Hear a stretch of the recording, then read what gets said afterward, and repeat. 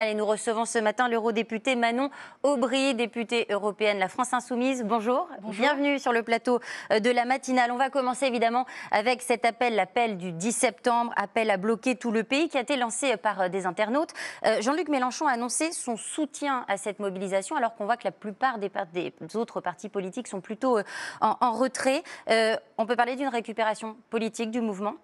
On peut parler d'abord et avant tout d'un soutien politique à un mouvement dont on en partage l'essentiel des revendications, à savoir faire tomber un budget profondément injuste qui va obliger les Françaises et les Français à travailler 2 jours de plus, à nous piquer 2 jours fériés, avoir une année blanche qui va faire que des centaines de milliers de foyers vont payer en plus des impôts, vos médicaments quand vous allez aller à la pharmacie va coûter plus cher. Bref, le fait de faire la poche des Françaises et des Français plutôt que des plus riches.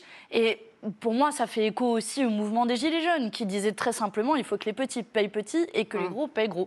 Donc nous disons très clairement dans cette tribune collective que nous voulons nous mettre au service de ce mouvement pour l'appuyer, le soutenir, pour qu'il y ait une forme de censure populaire et que cette censure populaire se retrouve par une censure parlementaire à l'Assemblée nationale. Donc, pas d'arrière-pensée électorale derrière ce soutien ? Mais vous savez, si tout ce qu'on fait, à chaque fois, vous venez nous dire « Ah, mais vous avez une arrière-pensée électorale », excusez-nous d'avoir de la cohérence politique et de nous mobiliser depuis le départ que ce budget a été annoncé, qui est le pire budget austéritaire de la Ve République, qui ne touche pas un seul euro des plus riches de notre pays, mais qui fait la poche aux Françaises et aux Français. Et tant mieux s'il y a une mobilisation populaire, tant mieux si elle dépasse les partis et les syndicats. Manon Aubry, on voit que ce mouvement est un melting pot un peu curieux. Il y a aussi bien des gens d'extrême gauche que d'extrême droite. C'est ce que disent en tout cas les services de renseignement français. Ça ne vous dérange pas, ça ?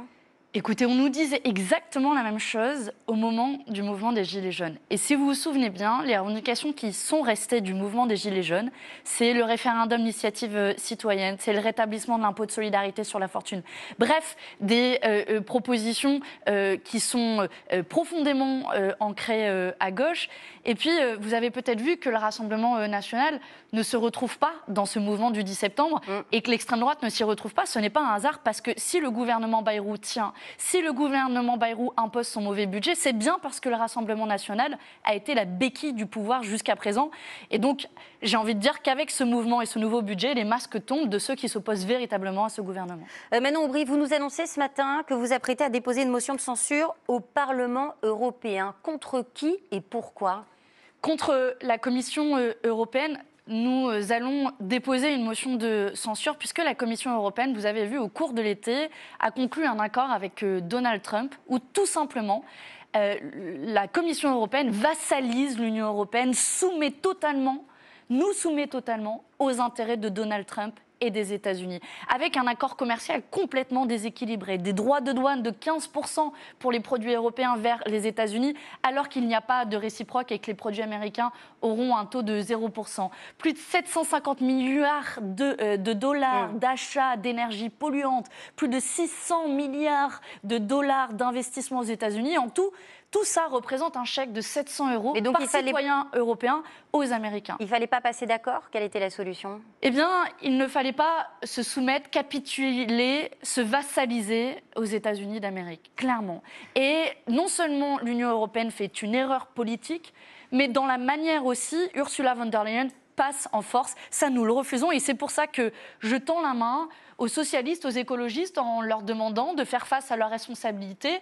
Allez-vous signer avec nous cette motion de censure pour faire tomber cette Commission européenne qui impose le libre-échange, non seulement avec les États-Unis, mais aussi l'accord avec le Mercosur qui va faire tant de mal aux agriculteurs, qui impose l'austérité budgétaire.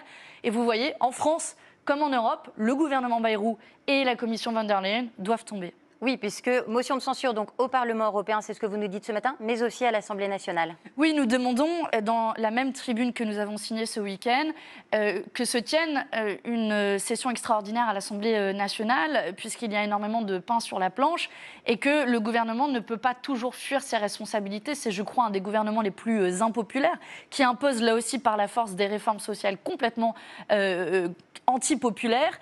Et le seul moyen de se sortir de ce budget injuste. Le seul moyen de ne pas avoir travaillé 2 jours de plus gratuitement, le seul moyen de ne pas avoir à payer de sa poche, c'est faire tomber ce gouvernement et faire tomber l'ensemble des ministres de François Bayrou. Manon Aubry, un mot de l'actualité internationale. Benyamin Netanyahou accuse Emmanuel Macron d'entretenir, je cite, le feu de l'antisémitisme en voulant reconnaître un État palestinien. L'Élysée dénonce de ce côté une affirmation erronée et abjecte. Quelle est votre réaction ? On voit bien que Benjamin Netanyahou continue dans l'horreur en assimilant la politique de son gouvernement aux Juifs, ce que nous n'avons jamais fait.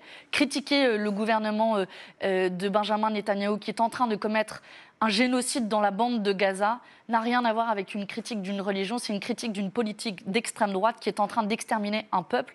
Et je regrette que le président de la République ait beaucoup de mots et assez peu d'actes. Il dit qu'il va reconnaître l'État de Palestine, ne l'a toujours pas fait. Et ce matin, je m'interroge, que va-t-il reconnaître ? Un cimetière ? Un territoire entier décimé, exterminé par un gouvernement qui, aujourd'hui, n'a que le sang à la bouche. Et pour mettre fin à ce massacre, nous allons aussi, au niveau européen, déposer une initiative citoyenne européenne pour suspendre l'accord d'association entre l'Union européenne et Israël qui finance ce massacre. Parce qu'aujourd'hui, chaque heure compte et les mots ne suffisent plus. Un dernier mot, Manon Aubry. Une plainte a été déposée par le préfet du Val d'Oise contre votre collègue, le député insoumis Aurélien Taché, qui a posté un message sur les réseaux sociaux dans lequel il dit que la police tue partout dans le Val d'Oise. Il n'aurait pas dû poster ce message. Ce que n'aurait pas dû faire, c'est surtout le ministre Retailleau qui utilise les moyens de l'État pour s'en prendre à des opposants politiques. Comment appelle-t-on un régime politique dans lequel on cible délibérément des élus de la République pour des prises de position politiques ? Ce n'est pas le rôle d'un préfet de faire ça. Mais il n'aurait pas dû poster ce message, vous aussi ? Vous trouvez que la police tue ? Allez dire à la famille d'Adama Traoré que la police ne tue pas. Allez dire à toutes les victimes aujourd'hui de violences policières qu'il n'y a pas de violence policière dans notre pays. Et prendre à bras-le-corps cette situation, c'est d'abord et avant tout rétablir un lien de confiance entre la police et la population française. Et je ne crois pas que Bruno Retailleau fasse cela. Au contraire, il attise les flammes. Merci beaucoup, Manon Aubry, d'être venue ce matin sur le plateau de Bonjour la matinale TF1.